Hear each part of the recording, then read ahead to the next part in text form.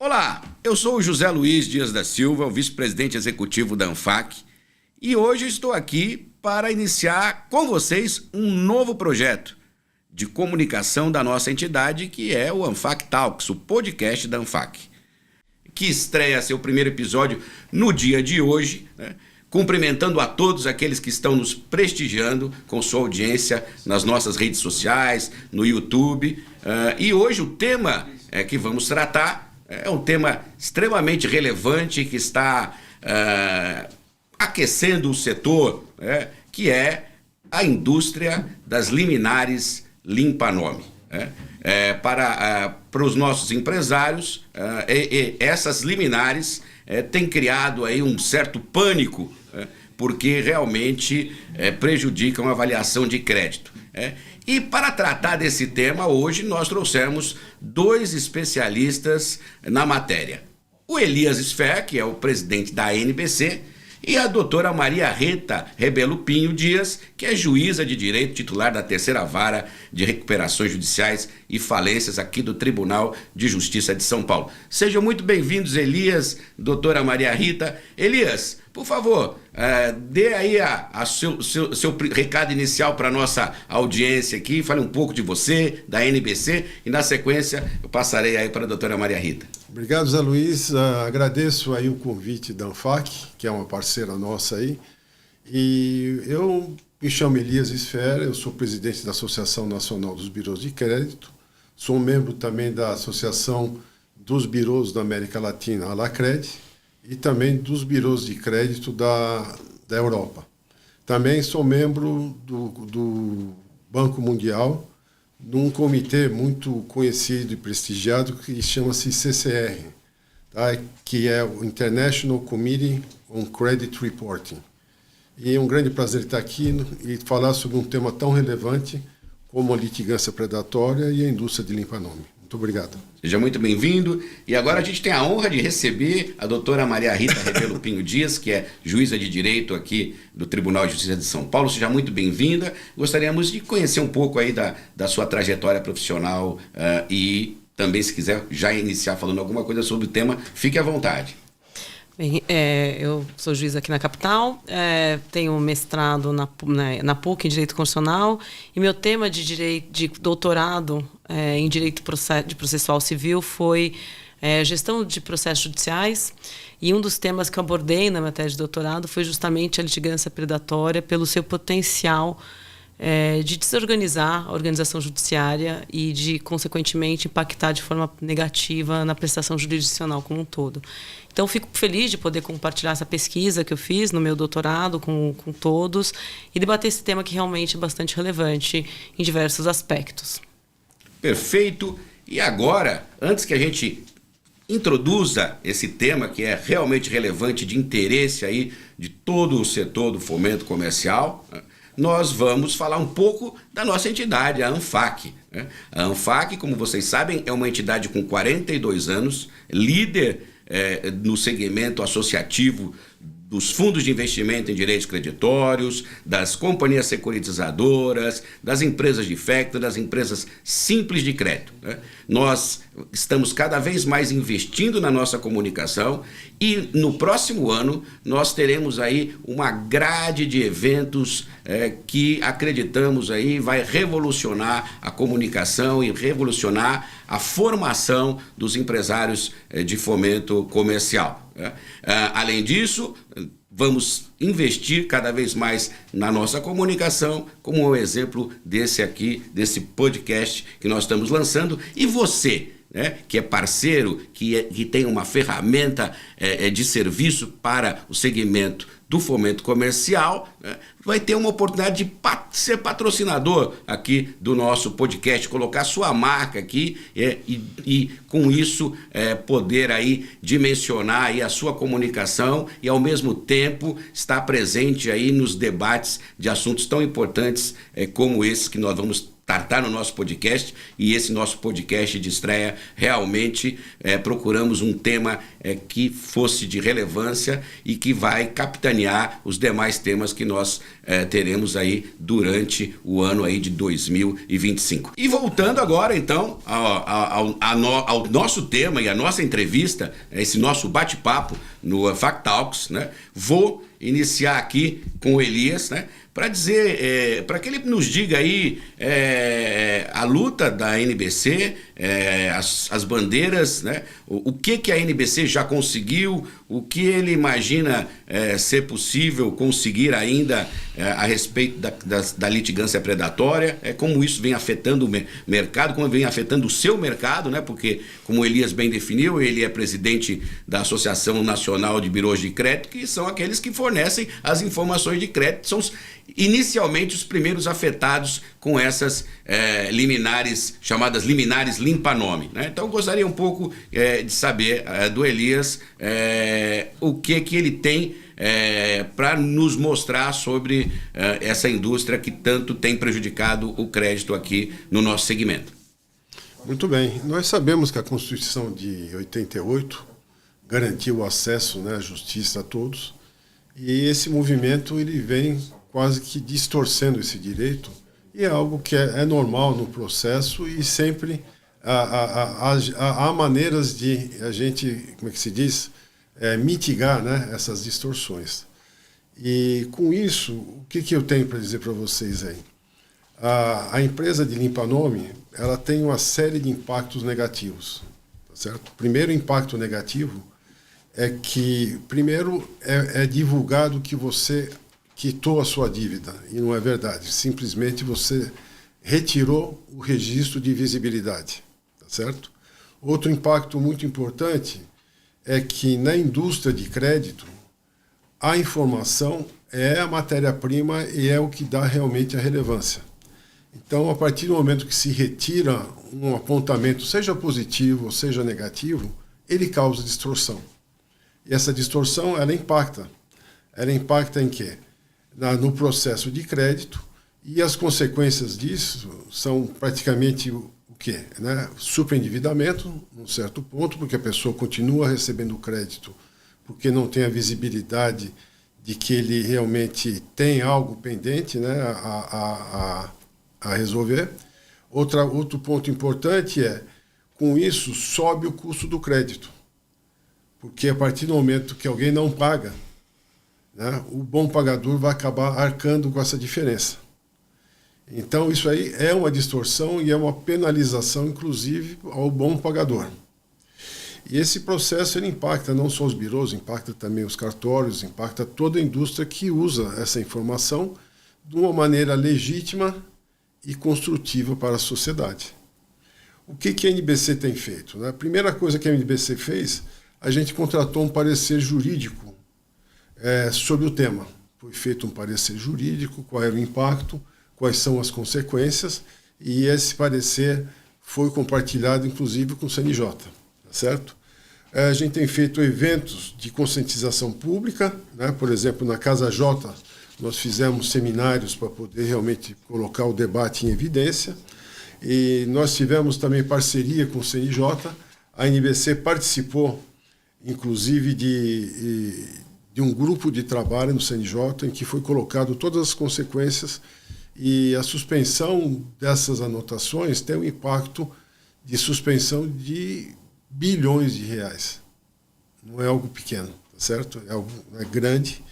E a gente também entrou com ações judiciais administrativas, tá certo?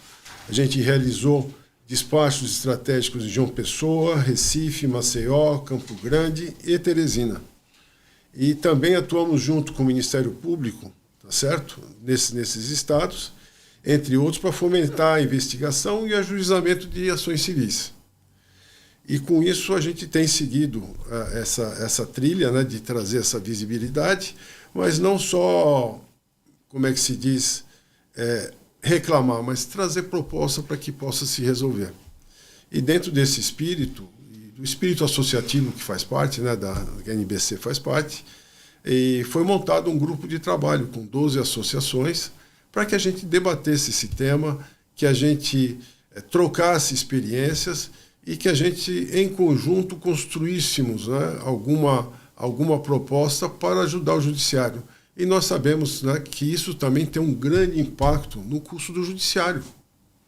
Recebe dezenas de milhares de ações. Quanto custa isso? É um custo, tá certo, que realmente impacta todo mundo. E com isso a gente tem feito essa jornada e trabalhado junto, inclusive, com outras entidades, né, para poder trazer essa visibilidade. E esse podcast aqui é mais uma iniciativa. Aliás, eu aproveito mais uma vez para parabenizar a ANFAC e trazer um tema tão relevante à tona. Obrigado, Elias. Doutora Maria Rita, a senhora, além de estudiosa dessa matéria de litigância predatória, como disse na nossa apresentação, e até eu comentei que podíamos fazer até um podcast especial sobre recuperação judicial e falências, né, da qual a senhora é a titular aqui da terceira vara aqui na capital, mas eu gostaria um pouco de ouvir aí a sua experiência como doutrinadora e também como magistrada no que diz respeito a essas questões de litigância predatória, porque no nosso caso especificamente, né, nós estamos falando aí da indústria de limpa-nome, né, mas o Brasil sofre com outros tipos de litigância predatória. Veja a questão das companhias aéreas, né, talvez o Brasil é o líder de ações discutindo atraso de voo, questões de bagagens, as questões de pessoas que contratam empréstimos e depois, né, são aí cooptadas para dizer que não contrataram. Então, eu acredito que, inclusive, a senhora pode dar uma visão até mais ampla, né,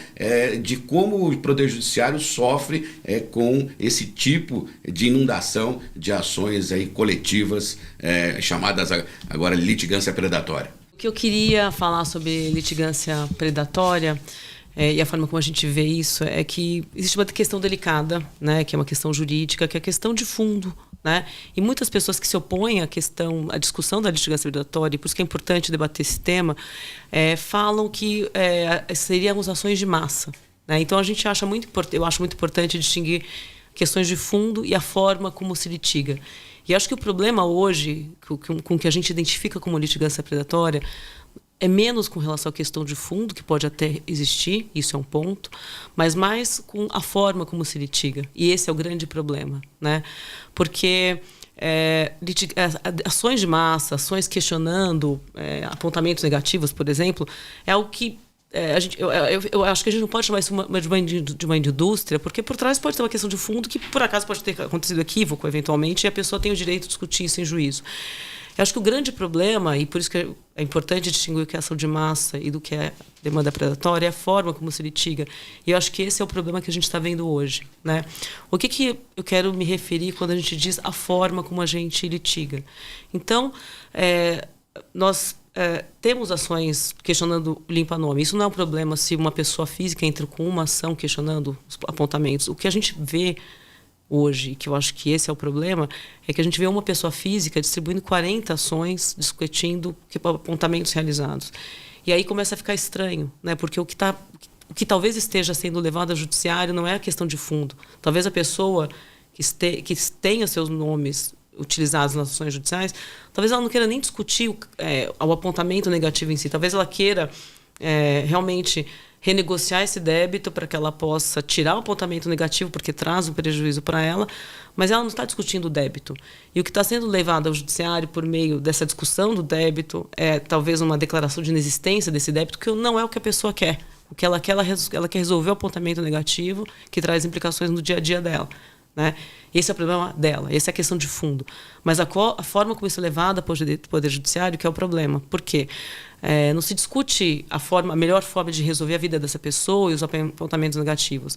O que a gente vê é que um grupo minúsculo, ínfimo, irrisório do ponto de vista estatístico de advogados distribuem ações com essa forma errada de litigar, porque, na verdade, o que se quer não é a discussão da questão de fundo, não é resolver essa situação de superendividamento dessa pessoa, mas sim obter indenizações por danos morais, eventualmente honorários de sucumbência, que, na verdade, o que se faz é potencializar um litígio e levar ao Poder Judiciário de uma forma extremamente inflamada, né?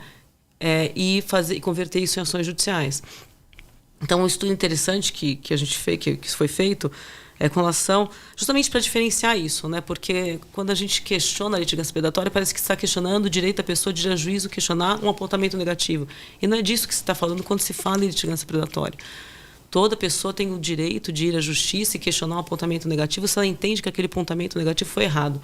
O problema é você pegar uma pessoa que talvez não tenha o conhecimento técnico para conhecer qual é o melhor caminho para resolver o problema dela, que é retirar esse apontamento negativo, e a forma técnica como isso é deduzido e levado ao Poder Judiciário é feita de uma forma que não reflete o que essa pessoa quer. Então, por exemplo, eu fiz um estudo considerando um tema, que é um tema de massa, que são práticas abusivas, questionando créditos em relações de contratos bancários, por exemplo. E um dado interessante que sai dessa pesquisa foi que, e esse é um assunto de massa, né? Ou seja, contratos de crédito ao consumidor, pessoa física, com instituições financeiras. Interessante desse estudo é que 99,77% dos advogados que atuam nessa área, eles têm um perfil de distribuição específico. Então, você tinha 3 casos por mês, por exemplo, nesse grupo de análise. O que destoava, o que chamava atenção era o grupo contrário, né? Ou seja, o 0,22% restante dos advogados que tinha uma curva de distribuição atípica, enquanto esse grupo formado por 99,77% dos advogados tinha uma linha ao longo do tempo, né, de distribuição, o que é compatível com um país que não está tendo nenhuma, assim, passada a pandemia, não tem nenhuma situação econômica que justifique um problema macroeconômico de crédito. Então, a linha de distribuição desses advogados era compatível com o cenário econômico brasileiro, ou seja, uma linha reta, porque não teve nenhuma circunstância que justificasse, de forma global, um impacto no crédito que aumentasse esses questionamentos, né? Agora, o que chama atenção é quando você vai analisar o comportamento do outro grupo, que é formado por 0,22% dos advogados, em que você vê um perfil de distribuição, uma curva ascendente e sem término, né? O que justifica uma curva ascendente sem término, né? Parece uma progressão geométrica, né? Ou seja, não está crescendo assim, está crescendo assim, né? E por que cresce tanto, né? Se você tem um grupo considerável de 99,77% dos profissionais que atuam nessa área que não tem o mesmo comportamento, no mesmo período de tempo, com as mesmas condições macroeconômicas, né? E aí você começa a perceber que você tem 2 fenômenos distintos que precisam ser diferenciados para que a gente possa entender qual é o nosso problema e para que a gente possa refletir sobre soluções. Então, de um lado, nós temos demanda de massa, temos um ajuizamento regular, lícito, e que talvez possa causar algum impacto econômico, na qualidade do crédito, mas isso tem uma proporção. O problema é quando a gente vai para o outro comportamento, que não é um comportamento de demanda de massa e de consumo, e a gente tem uma distribuição completamente atípica e não justificada, considerando o nosso cenário macroeconômico. E a gente se pergunta, o que leva a essa distribuição tão diferenciada e por um grupo tão minúsculo, né? Que, não sei, assim, eu nunca estudei estatística, mas eu acho que 0,22% não é nem relevante do ponto de vista estatístico, né? Então, o que justifica uma distribuição tão diferente? E o que é mais grave, né? Um perfil de comportamento de 0,22% desses advogados representa quase 40% da distribuição no período de estudo, né? Isso é muito assustador, porque é um grupo muito pequeno de pessoas que estão proporcionalmente distribuindo um número muito grande de ações. E a pergunta que se faz é, qual é o sentido disso? Né? Estamos atacando a questão de fundo, que é ajudar aquela pessoa que precisa, que talvez tenha uma dívida, ela quer pagar, e ela precisa resolver aquela situação o caixa dela financeiro para que ela consiga arranjar um emprego e conseguir se recuperar, ou essa questão está sendo tratada? Não, né? Porque o que justifica essa situação? Então, eu acho que essa, como consideração inicial, acho que é importante diferenciar o fenômeno, porque nós não estamos falando de massa aqui. Isso é regular, é lícito, né? As pessoas têm o direito de acesso restrito ao Poder Judiciário para discutir o que elas acham que elas têm direito. O problema que eu vejo é essa forma de litigar que não me parece que está atendendo a resolução da questão de fundo dessa pessoa que está com uma dívida E, pelo contrário, ela traz efeitos econômicos e efeitos no termos de organização do Poder Judiciário muito grande, porque nesse período de estudo, um período de 3 anos, qual instituição, pública ou privada, consegue ter um crescimento em PG em 3 anos, em estrutura, em servidores? Você não consegue. Então, a consequência dessa forma de litigar é prejudicar a qualidade da prestação jurisdicional para toda a sociedade como um todo. Então, tem uma perda social muito grande, né? Eu acho que essa é a discussão que a gente tem quando a gente fala de litigância predatória, sabe? Elias, a doutora Maria Rita destacou muito bem essa questão de que, obviamente, você recorrer ao Poder Judiciário, às vezes, para discutir uma restrição indevida, é algo que é um direito do consumidor, do cidadão, né? E aí foi bom essa abordagem, porque eu queria que você dividisse aí com a nossa audiência, especificamente, né, onde vocês se debruçaram, né, a NBC, como funciona isso, né? Porque, na verdade, eu assim vou até imagino que seja assim, mas a gente tem olhado assim, a gente tem observado assim em alguns lugares outdoors, né? Então, limpe seu nome, né? Ou essa questão. Então, como é que se dá esse processamento aí dessa questão do limpa-nome? Exatamente para, como a doutora colocou, separar um pouco assim o joio do trigo, né? Então, na verdade, assim, e quais, né? Se você tiver esses elementos assim, quais as alegações normais? Porque, obviamente, a gente tem situações onde realmente há negativações que não deveriam ocorrer, né? Mas como é que funciona? O que normalmente é alegado? Você tem isso mais ou menos mapeado? Perfeito. Primeiro, estamos 100% alinhado que realmente o direito de usar a justiça, né, em algo que realmente não se julga correto é plenamente legítimo, e não é isso que a gente está falando exatamente daquelas exponencializações de ações. Isso é muito feito pela parte associativa. Existem associações formadas e que fazem propaganda. Olha, tira a sua dívida, começa por aí, tá? E virou um mecanismo, como é que chama? Mercadológico e comercial, virou uma indústria, tá certo? Então a gente tem recebido várias manifestações em programa de TV, na internet, né? Falou, venha para cá, vamos limpar o seu nome. A gente identificou 3 estados que teriam um foco muito grande na litigância predatória associativa. Tá? São associações que são formadas e elas acabam promovendo, né, a indústria de limpa-nome, e com isso o que acontece? A gente pegou 3 estados, são os 3P, né? Piauí, a Paraíba e Pernambuco. Tá certo? A gente detectou um número massivo, exatamente como a doutora falou, de ações, e isso levantou levantou um alerta. Falei, puxa vida, aí fomos investigar e realmente existia uma indústria. Só te interromper, mas para as empresas que estão localizadas nesses estados? Não, às vezes fora do estado. Inclusive, né, eles ofereciam o serviço, estava na Paraíba, oferecia o serviço para Maranhão ou para São Paulo, e com isso a sentença seguia, porque eles tinham realmente um posicionamento do judiciário do que a associação, né, através dos seus associados, né, teria esse direito. Então, seria algo que estariam oferecendo a sentença. Tá? Então, isso se tornou muito visível. E o que a NBC fez com isso aí? Né? Primeiro, a gente, né, fez essas denúncias, né, como falei anteriormente, atuamos aí nos ministérios públicos, tá certo? E quais foram os resultados? Né? Primeiro, a gente teve dissolução de associações fraudulentas. A gente conseguiu, né, tirar no Maranhão 2 associações do Maranhão que estavam realmente com essa indústria de sentença, né, de limpa-nome, tá certo? A gente pediu inspeções determinadas pelo CNJ, tá certo? E foi feito isso com ações, né, em cima de setores administrativos, judiciais e extrajudiciais do Tribunal de Justiça da Paraíba, só para ter como resultado. A gente também conseguiu, através disso aí, a atenção da mídia, né? Esse tema ganhou visibilidade, que é algo importante, devido ao seu impacto. Também efetuamos, né, processos administrativos, inquéritos civis, tá certo?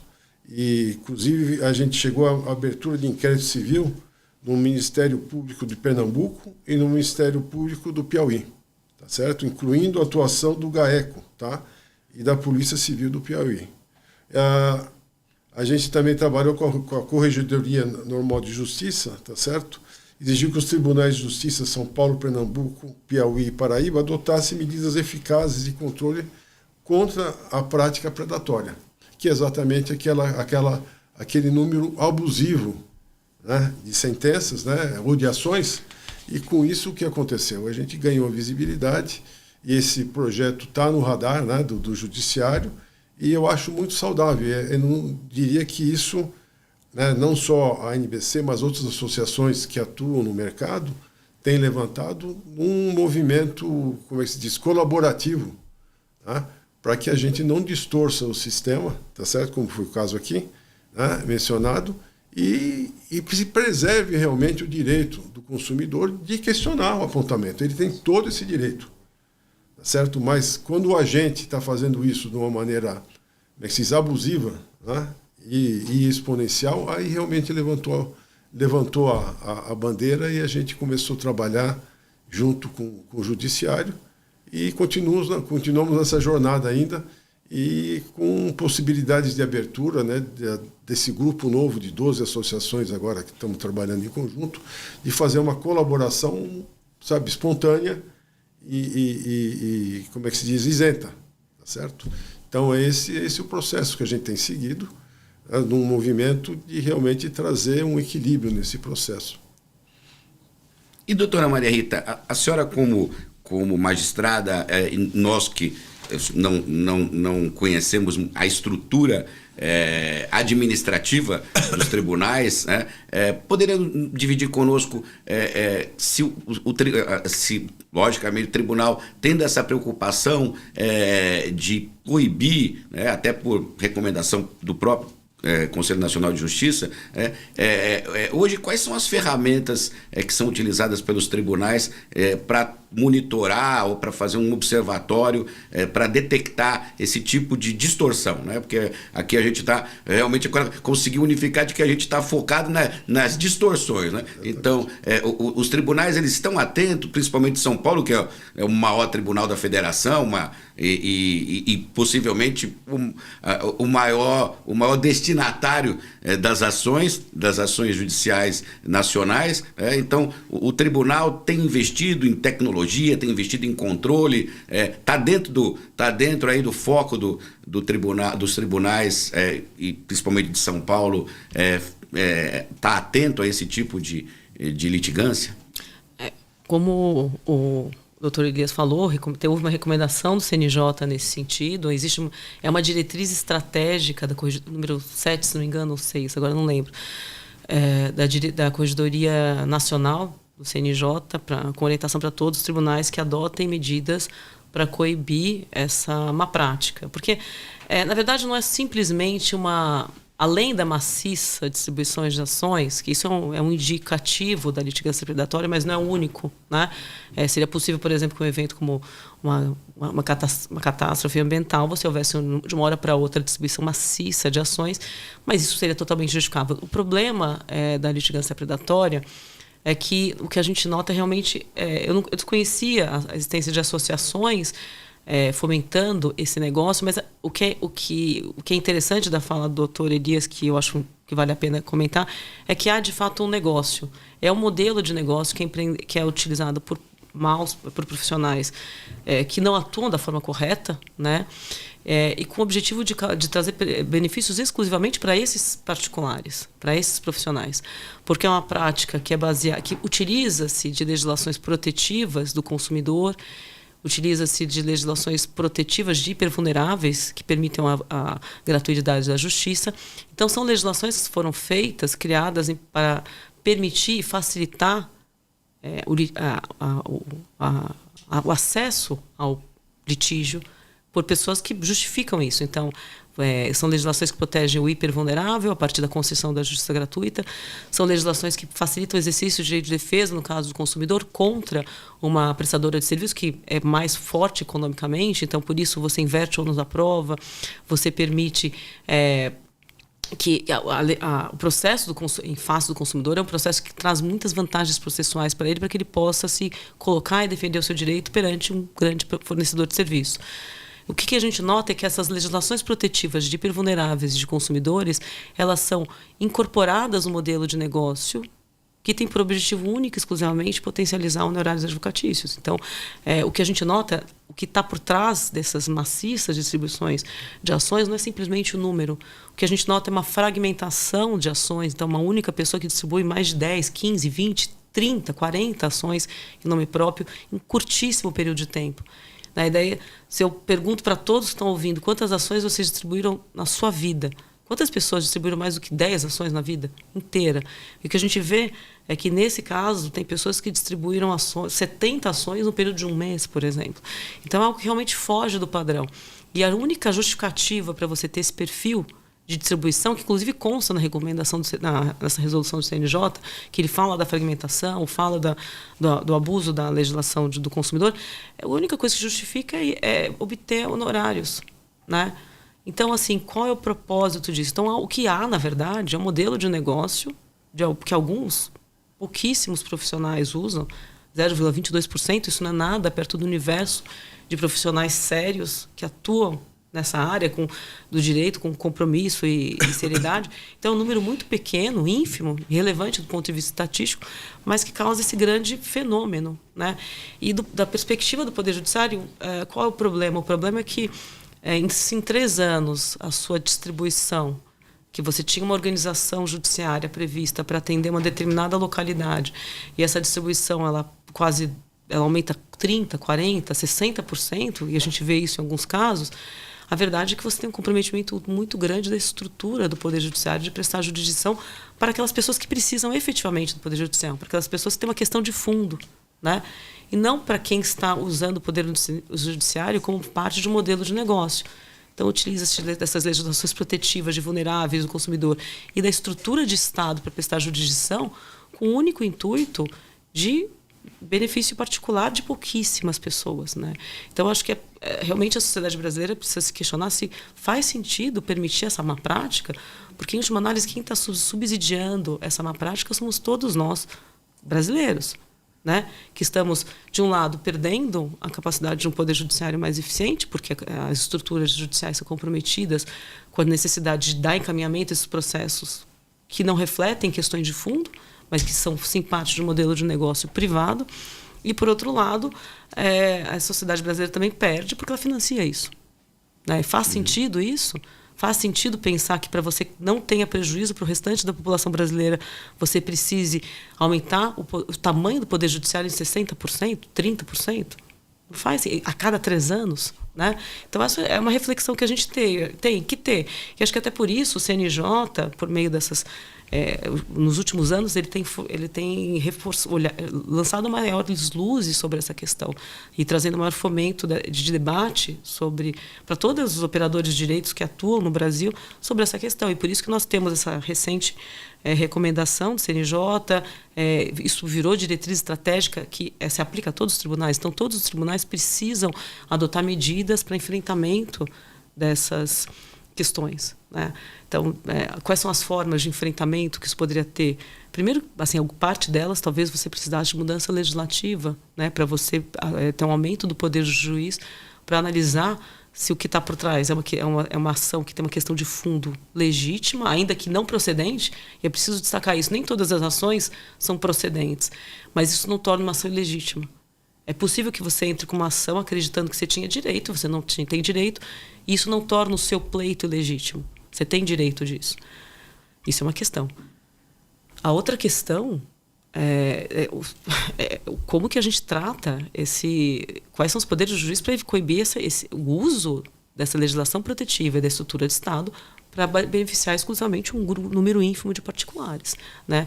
O que os tribunais têm feito, já que não há o marco legislativo é uma questão que foge dos controles dos tribunais. Então, os tribunais possuem núcleos que monitoram essas ações, recomendam-se boas práticas que são detectadas pelos juízes, né?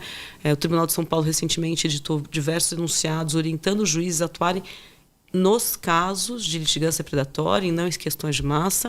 Esses enunciados não são aplicados para questões de massa, tanto que o enunciado número 1 ele pretende trazer uma definição do que seria litigância predatória para explicar que aquelas atuações do magistrado se justificam apenas naquele contexto em que você tem uma demanda predatória. Então, acho que essas são as medidas que cabem ao Poder Judiciário diante da legislação que a gente tem, dos poderes que o nosso Código de Processo Civil concede ao juiz, lembrando que nós temos ações individuais. E essa situação o juiz não pode mudar, nem o Poder Judiciário. Essas ações judiciais, todas as partes, os autores, têm o direito de escolher a forma como eles vão entrar com uma ação em juízo. E o juiz não pode mudar isso. Isso é um direito da parte. Então, essa é uma questão básica do processo que não pode ser alterada pelo juiz. Então, dada essa premissa, que não pode ser alterada pelo juiz, com base na legislação que nós temos hoje, o que se existe para tentar coibir essa má prática, para tentar coibir esse uso indevido de uma estrutura de Estado e de legislações protetivas em benefício de um negócio particular, é justamente orientar sobre boas práticas que podem ser adotadas para coibir essas ações. Elias, você é advogado ou não, Elias? Não sou advogado. Então agora eu vou ter mais tranquilidade para te fazer a pergunta, porque né, a gente viu aqui a preocupação do Poder Judiciário, né, mas ali a gente tem um outro braço que talvez deveria estar um pouco preocupado. Eu queria saber, nessa sua peregrinação em prol aí do combate a esse tipo de ação predatória aí, como é que é o posicionamento da OAB, como que ela se coloca nessas questões relativamente a essas indústrias aí, né? Porque você colocou assim, né? Até foi interessante que a gente viu assim, o litigante profissional, né? Que a doutora colocou assim, a pessoa que já no mesmo ano fez um número enorme de ações, né? E a gente e agora você colocou a visão da associação, né? Mas logicamente a associação ela precisa ter o jus postulante, né? Que é o braço jurídico, né? Então a OAB está atenta a esse tipo de desvirtuamento, a esse tipo de cooptação. Como é que tem se posicionado a Ordem dos Advogados? A NBC tem focado, né, nas litigâncias associativas, tá? O que eu posso falar da OAB é que ela participou desse grupo de debate do CNJ, tá certo? Ela foi sensível, ouviu, né, os debates, participou dos debates, então ela realmente se interessou sobre o tema, né, foi proativa, né, inclusive de participar, e a gente tem, né, dentro da NBC seguido mais a trilha da associação, tá certo? Então, até onde eu sei, a OAB está sensível, tem visibilidade, participou do debate da CNJ, e as discussões a gente não tem acompanhado de perto, né, como é que tem caminhado. E o que eu posso dizer também para vocês, né, é que do lado da NBC a gente tem, mais uma vez, se aproximado, né, dos agentes, né, da justiça como um todo. E, aliás, esse aqui é mais um movimento, né, de aproximação. Agradeço aí, né, a doutora Maria Rita, né, de estar aqui participando. Esse é um movimento saudável e a gente vê que o judiciário tem abertura, tem interesse em debater. Então, eu acho que esse movimento é muito positivo. E, doutora Maria Rita, agora eu falei, não ia perder a oportunidade de ter a presença da juíza aqui da Falência e Recuperação Judicial, né, para, assim, muitas dessas liminares, né, elas permitem aí que haja assim, uma aparente limpeza de nome, né, e possibilidade de obtenção de crédito que gera o superendividamento do consumidor, né, mas também tem gerado o superendividamento empresarial, né, porque aí ele vai a campo para obter mais crédito e aí acaba desaguando ali nas recuperações judiciais. Então, aproveitando a sua experiência também nessa área, sendo titular de uma das varas de recuperação judicial, né, os juízes da recuperação também estão atentos a situações de superendividamento, mas baseado não no normal endividamento que as empresas podem sofrer por todas as questões econômicas que o nosso país vive, mas quando a gente está diante aí de uma situação que desagou numa recuperação judicial, mas por trás existe uma eventual fraude, que passa até por isso, né? Então, a obtenção de crédito através de instrumentos não muito adequados, né? Os juízes da área de recuperação judicial também estão atentos a esses endividamentos que foram gerados, baseados muitas vezes em fraudes e que depois vão ao socorro do judiciário para fazer um alongamento daquela dívida que já tem uma mácula de uma fraude por trás. Tem essa preocupação? Eu acho que a legislação de falência e recuperação judicial brasileira se aplica só ao empresário, né? Então, a situação do superendividamento da pessoa física, ela não chega para... Não, estou falando exatamente do superendividamento empresarial, né? Porque essa limpeza de nome, ela pega tanto a pessoa física quanto a pessoa jurídica. E aí, principalmente, a pessoa jurídica, quando tem aí assim, o seu score, né, adulterado pela liminar que permitiu a limpa de nome, a limpeza de nome, ela vai e consegue mais crédito, né? Sejam das estruturas do mercado de capitais, financeiros, e aí esse crédito que foi já fruto de uma situação que ela não teria esse crédito, mas acabou obtendo, né? Acaba às vezes desaguando nas recuperações judiciais.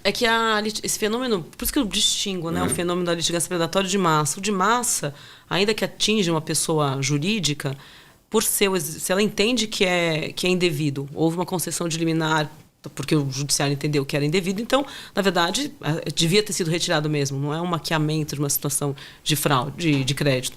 Agora, o fenômeno da litigância predatória envolve mais pessoas físicas, na minha percepção, e não pessoas jurídicas. É um fenômeno que tem grande impacto com o consumidor. Claro que a pessoa física pode ser consumidora, né? Pode ser consumidora, não. Ela pode também pedir crédito e, nesse sentido, ela ser consumidora em sentido não estrito, jurídico da palavra, mas ela figurar num contrato de adesão com uma instituição financeira que tenha concessão de crédito. Mas, nesses casos, como ela não se... É bastante questionável a aplicação do CDC a esse tipo de relação, e mais o que se aplica é o Código Civil, o entendimento de que você está entre dois empresários, etc. Na verdade, não se nota muito esse fenômeno da litigância predatória. Porque, como eu disse, é um modelo de negócio que se utiliza da legislação do consumidor para potencializar o negócio. O que você não vê em pessoas jurídicas, porque você não tem aplicação do CDC. Né? Então, você não nota uma proliferação de ações em números muito grandes envolvendo pessoas jurídicas. Isso não acontece. Isso é um fenômeno de pessoas físicas. No caso da pessoa jurídica, me parece que é uma questão mais de o que seria o questionamento no contrato, ainda que do ponto de vista jurídico não seja do consumo, seja um consumo do crédito, mas nesse sentido estaria dentro do exercício regular de ação da pessoa. Então, isso não revejo repercussão nesse sentido. É que, assim, vou até te fiz essa pergunta, Elias, mas me corrija se eu estou errado, né? Parece que essas liminares, que essas associações, né, elas englobam, né, os consumidores, englobam as pessoas jurídicas também. E parece que o mote da obtenção da liminar tá ligada, e aí tá ligado à sua área ali, que são os birôs de crédito, tá ligada à não comprovação daquela comunicação prévia que o CDC tem, né, mas que acaba, de alguma forma, também se estendendo lá às pessoas jurídicas, é isso? Normalmente as liminares não ficou provado que eu fiz aquela comunicação prévia da inscrição no birô, é mais ou menos isso que eles... Tem várias alegações, essa é uma delas. E quanto às pessoas jurídicas, tem. Ela não é realmente o mesmo número das pessoas físicas, mas o valor que é retirado é muito acima do que as pessoas físicas, né? O ticket, né, da pessoa física e da pessoa jurídica, apesar do número ser bem menor do que as pessoas físicas, ela tem um valor muito alto. Então, ela também impacta não só pelo número, mas também pelo valor do que ela, né, que ela acaba retirando de visibilidade do sistema. E o que acaba acontecendo? Ela continua recebendo crédito, né, em cima de uma avaliação que foi realmente, como é que se diz, deturpada, né, porque eu não tenho esse apontamento. Né? Isso aí que acontece, né? A pessoa vai pegando crédito cada vez na pessoa jurídica, né? E com isso impacta, né? Mais uma vez, os bons pagadores vão acabar tendo que cobrir. Mas o que a gente tem feito é realmente pedir realmente investigação tanto de pessoa física, mas como também de pessoa jurídica, aí, porque realmente, apesar do número ser menor, o ticket médio é muito mais alto. Perfeito, e agora então caminhamos aí para o nosso encerramento, né? Foi muito bom esse bate-papo, nosso primeiro podcast, né? Com um assunto tão interessante e com convidados assim tão especiais. Então eu gostaria de dirigir meu agradecimento à doutora Maria Rita Rebelo Pinho Dias, que é juíza de direito, titular da 3ª Vara de Falência e Recuperações Judiciais, né? E franquear o nosso microfone aí para as suas considerações finais. Queria agradecer a oportunidade de poder debater esse tema, que eu reputo de grande relevância para a sociedade brasileira. É preciso que se discuta, é preciso que a gente entenda esses dois fenômenos distintos, para que a gente possa, pela compreensão desses fenômenos, identificar o nosso desafio e pensar em soluções aí normativas que talvez sejam mais efetivas para o combate. Obrigado. Perfeito, muito obrigado. E também agradecer a presença do presidente da NBC, o Elias Sfer, e também franquear aí o nosso microfone para suas considerações finais. Bom, antes de mais nada, mais uma vez agradeço. Foi muito honroso estar aqui compartilhando esse podcast com a doutora, né, Maria Rita.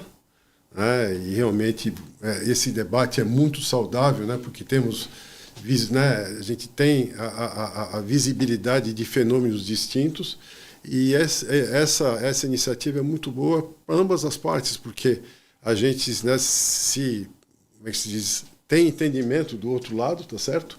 E com isso também a gente consegue passar quais são as consequências e as visões do setor privado.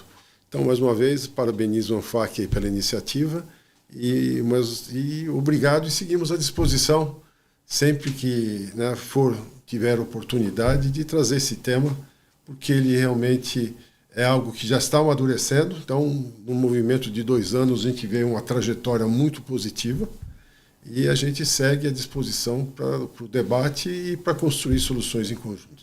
Obrigado, Elias. E agora o nosso agradecimento mais importante, que é para a nossa audiência, que acompanhou esse primeiro podcast ANFAC Talks. Então você se inscreva no nosso canal, dê o seu like, participe, comente, né? E para nós foi uma alegria estarmos iniciando esse podcast com um tema tão importante. Então estamos fazendo uma verdadeira abertura com chave de ouro no ANFAC Talks. E você, nosso parceiro, provedor de ferramentas para o nosso segmento, fica aí o nosso convite para que venha, coloque sua marca, patrocine essa iniciativa, esteja presente aí nos nossos próximos podcasts. Muito obrigado à audiência e mais uma vez meu agradecimento aos nossos convidados, doutora Maria Rita e ao Elias. Okay. Obrigado.